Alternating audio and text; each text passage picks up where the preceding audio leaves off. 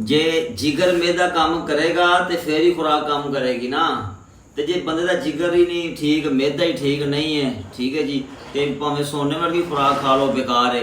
लिहाजा सब तो पहले अपने मैदे ते जिगर की सलाह करो तो फिर जनाब को ताकत वाली चीज़ काम करेगी। बिस्मिल्लाहिर्रहमानिर्रहीम। दोस्ताने मोहतरम, जिस तरह के तुहानू दसिया सी शरबत के हवाले दे नाल मैदे का, फिर जनाब मेरी एक और आती असी जरा वीडियो बनाई सी मिक्सचर शरबत उत्ते। जनाब मेरी कब्ज़ उत्ते जी चीज़ कोई काम ना कर दियो इंशाल्लाह काम करेगा।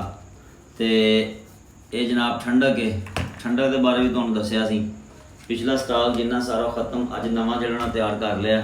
शरबत भी जनाब मेरी तैयार किया। तो बड़ी बड़ी जनाब मेरी दूरों बड़े बड़े लोगों ने जो साथ रबता किया तो उन्होंने पहुँच रहा।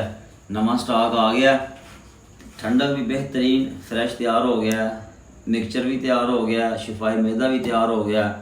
तो अगर तुम ये चीज़ा लेना चाहते हो, ये ऐसिया चीज़ा ने इस्तेमाल करोगे फ़ायदा होएगा। अगर तुम एक बार इस्तेमाल करोगे तो लोगों को भी दसोगे कि जनाब मेरी बड़ी अच्छी चीज़ा ने। मैं तो ये नहीं कह रहा कि तुम मजूना लवो तो फलानी शै लो, मैं कह रहा कि तुम ये सस्तियाँ जी चीज़ा लवो, लैके इस्तेमाल करो, अपनी सेहत को बहाल करो। जे तुहाडा जिगर मैदा मजबूत होएगा तो खादी खुराक लगेगी ना। तो जे जिगर मैदा ही काम नहीं करेगा तो खुराक भी काम नहीं करेगी।